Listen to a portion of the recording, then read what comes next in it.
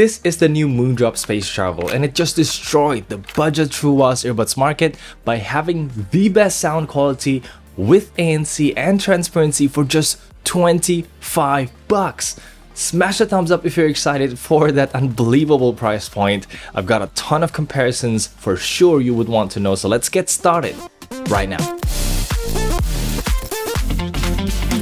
Pagi, good morning everyone, Kenneth here, and welcome to my review of the Moondrop Space Travel, the third wireless earbuds coming from the company, and boy is third time really the charm. As usual, my full disclosure is down below, and I would really appreciate if you use my affiliate links, but let me tell you, my expectations were very low when I saw that the price is 25 bucks. It's got the same earbuds design as the Moondrop Neko Cake. I really thought it was a Neko Cake sold for cheaper, and they call it a day. And boy, when was the last time I love to be wrong? The Space Travel kept impressing me in so many ways, but let's start with the most important one first, the sound quality. Okay, as a usual general rule of thumb, I would recommend you to stay away from ANC earbuds if you want the best sound quality. And that's true for any price point, 100 to 100 bucks and above. I mean, if you work on a certain budget, then you have to allocate sound for ANC. You have to compromise on the sound quality, right? Well, Moondrop throws that out of the window. They straight up give you one of the nicest sounding buds you can find at 25 bucks. I remind you again, there's a lot of comparisons coming.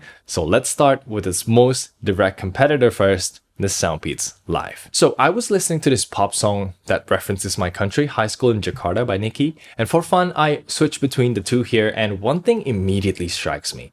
In the pre-chorus, there's a little muted guitar strum happening, and you put your palm on the strings to play it. So it sounds like juk juk juk juk, and in the Soundpeats, it sounds so blended in with the bass and drums. You don't really hear that it's a guitar strum until you switch to the Space Travel, then it becomes obvious. And that's just one of the many examples that blows my mind, because in general, the Space Travel sounds more alive and dynamic with vocals more in highlight, the piano strokes are much more obvious, it brings out the softer instruments much better, and it makes the Soundpeats Live sounds more muted, or probably compressed is the better word to describe it. Like, I mean, not that this is the best sound quality by any means, but still, that's a big difference. Talking about volume though, these are pretty similar, so they're not the loudest out there. You'd listen normally around 60, 70, even 80% outdoors, and in the song, I'm using the bass head EQ, which sounds similar to the Soundpeats here. And this EQ preset capability is one of the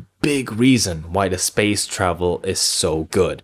There are 3 EQs provided in the app, and they are legit very good tunings. Each would change the sound so significantly that you almost have 3 different earbuds in one package.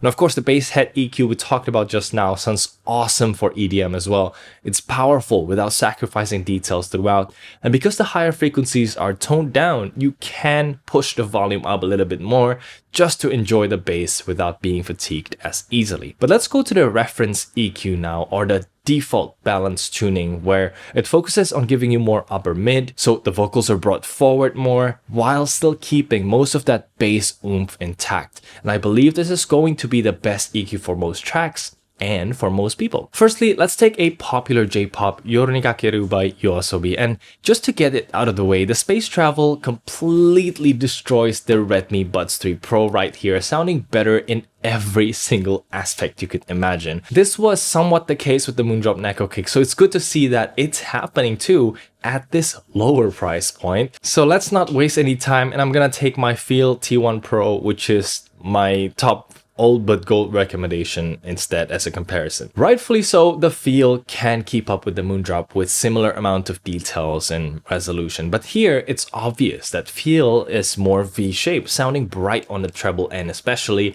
so it emphasizes the hi-hat hits, the higher pitched female vocal, and the piano by a lot, which is unnecessary sometimes, and the Space Travel on the other hand plays it with a toned down treble response, so overall music takes on a warmer, like more balanced tone, to be honest, with a slightly more impactful bass, and it's got fuller vocals too, and as a result, it's more comfortable for longer listening sessions. So it comes down to your preference, whether you like a bright, which is the FIIL sound, or the warmer Moondrop sound. But just to let you know, none of the Space Travel EQ can make it as bright as the FIIL right here. Now, just to show off how top tier the Space Travel sounds, I would actually like to make an unfair comparison to the $60 Soundpeats Engine4, which recently became my best sound recommendation, even up to the $100 price range. And so, listening to Many the Miles by Sarah Bareilles, aside from the volume that's 2 clicks less loud and the fact that you're getting more very intricate details in the Engine4, the Space Travel comes very close with tons of details in the bass, guitar, drums, all the way to the engaging piano and backing vocals. Sound staging is also very good at giving each instrument their own boundaries. The Space Travel is so good at the point it made me want to improve my Engine4 EQ further, which is a crazy feat for an earbuds under $30. But let's get back to the $30 price point, and one of the more popular recommendations for sound is the Haylou W1 here. So how does it compare? Listening to this quite challenging J-rock song Bomber by Yorushika made me realize one important pattern. These earbuds in the past, FIIL T1 Pro, T1 Lite, or Haylou W1 brings you treble detail by cranking up the treble to 11. And the Space Travel shows that you can actually bring out those details without overly boosting anything. And as a result, you can still tell when exactly the hi-hat opens, enjoy the S's and T's of the vocals without being fatigued as quickly because they are sibilant on the Haylou W1. And I found that with rock songs in general, I enjoy the monitor EQ where it lowers bass and cleans up the mids much better, making it sound like your typical Moondrop now, which focuses on the vocals first. So let's focus on that monitor EQ now and compare it to my last but best budget recommendation for sound quality at the moment, the Soundpeats Free 2 Classic. At this point, both earbuds sound so good that I cannot hear any meaningful difference on easier tracks like Smoke on the Water or Writings on the Wall. But when it comes to this Korean rock song Break the Wall by Dreamcatcher, immediately from the intro and especially in the chorus, you can feel how the Space Travel brings depth into play. So the vocals are in front, the instruments are playing at the back of your head. I mean, I have totally no problem with the Free 2 Classic. The details and the tuning is very balanced, very similar to the monitor EQ. Despite having no depth, the wideness of the soundstage is very similar too. And remember, we're talking earbuds that cost 2 or 3 meals out in a restaurant here. So it's crazy how the Space Travel manages to still pull this off. And it's just hands down the best sound quality you could get for the price, if not for one thing that you should be aware of. And that is, battery life is not the best when it comes to Space Travel. It's one aspect where the Free 2 Classic shines. According to my testing, I'm getting slightly more than 4 hours of playback, and that's with ANC on and around 60% volume. And to be honest, this is not bad at all. You can go 5+ hours if you turn ANC off. Just nowadays, earbuds can give you 8 to 10 hours of playtime. It feels like the Moondrop is a bit on a shorter side. As for the charging case, you have 3 more charges as usual, so about 12 more hours, which is not too impressive again. But all in all, you'll charge the whole thing in every 3 to 4 days if you use it a lot. And the helpful LED here blinks orange when you need to charge it. Although I'm not a fan with this white LED that stays on for quite a while, about 1 minute before it turns off. It shines quite bright in a dark room at night. And also sadly, there's no pairing button here. But otherwise, it's a very nice little case. I love the design without the lid here. Just a sucker for it. I hope so far the video has been useful to you, because I want to remind you to use my affiliate link down below when buying to help me keep giving you these in-depth reviews. With that said, we have another big aspect to tackle, and that is the experience. So firstly, continuing from the Neko Cake, we've got a very unique, almost anime-like sound telling you not only disconnected or connected, but also do for pairing mode, shh for ANC mode, hey for transparency mode, and for normal mode. That's a quick barrage, but anyway, just experience it yourself when you buy it. It's a really unique take, almost reminds me of the Klee sound in the Poco Buds Pro, and it would be perfect if only it doesn't interrupt the music when switching between ANC modes. The good part is, you can use transparency with only one earbud. It's useful if you want to be aware of your surroundings, and this is something not many others do, even at higher prices. The only thing stuck in the past is they don't remember your last used setting, so these always turn on with ANC off.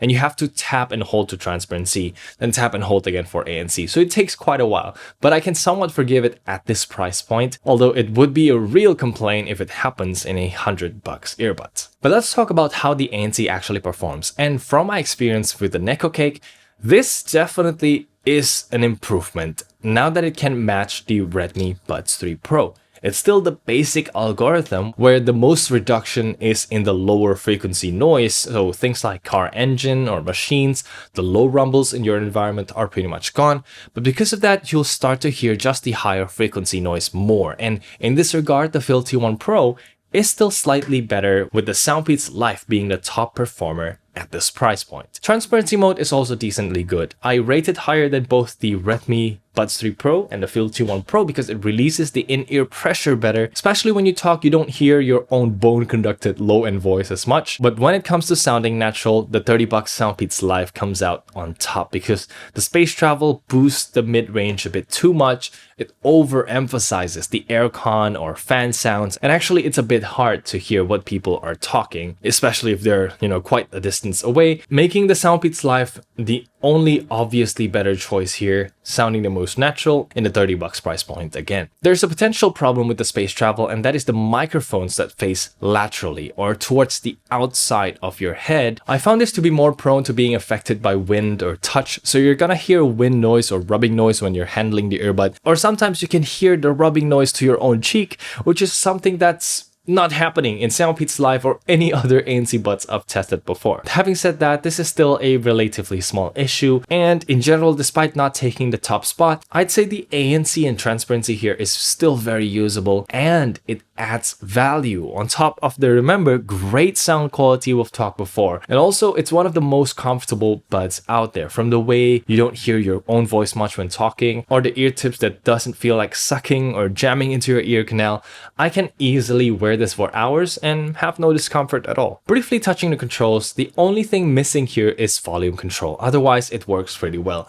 You probably won't ever need to change anything in the Moondrop Link app since it's good already, except Moondrop suddenly decided to add volume controls there. And if I could nitpick again, perhaps the sensitivity of the touch control makes it easy to accidentally play or pause music, because when you take the earbuds out of the case, the part where you pull out is where you touch the sensor. So most likely you're gonna touch it, but honestly, it's not a big deal again, so don't worry about it. Okay, last but not least, let's talk about connectivity. And the Space Travel supports only AAC and SPC, but even then, it sounds plenty good already, as we've talked in depth at the beginning of the video, so I'll say it again, don't worry too much about codecs. The connection to my phone or laptop has been solid so far, no audio cut that's out of the ordinary. And there's no gaming mode here, so the latency is gonna be around 300 milliseconds as usual, but videos are fine. And finally, let's talk about that microphone, because unlike the Moondrop buds that came before, the Space Travel surprisingly performs well. Of course, we're talking about under 30 price point here, so no fancy AI noise cancellation, no bone conduction noise gate, but I would have no problem actually recommending it for online meetings and stuff. Let's check out the test and we'll finish the video right after. All right, welcome everyone to the microphone test. This is the Space Travel that you're listening to right now, and what do you think of the sound quality? So this should be perfectly usable when you're doing, online meetings in an indoor setting. But let's go outside now and let's see how it handles outdoor. All right, so welcome to the outdoor microphone test, everyone. Right now we're recording with the front camera, like front microphone of my phone, so that you can have an idea of how loud it is off the street right here. So before we go to the Moondrop now, I'm just gonna give you a short idea of what the Soundpeats Live sounds like, just for fun, let's do it. All right, and we go with the Soundpeats Live. What do you think of the sound quality? And yeah, it's not the best when it comes to microphone, but in my review, I thought it to be quite good. So let's see how it fares to the Moondrop. Okay, so here we are now with the Moondrop Space Travel, and what do you think of the sound quality? You may not see much cars and motorcycles, but this is quite noisy. What do you think about the sound quality below? And that's going to be it for the review. Thank you so much for watching. I hope this has been useful. If you want to buy, please use my links below. I'll put my Soundpeats Live review here if you're interested in getting the best games. Otherwise, just please get this one. All right, thank you so much for watching. Let me know if you have any more comments. Kenneth, see you next time.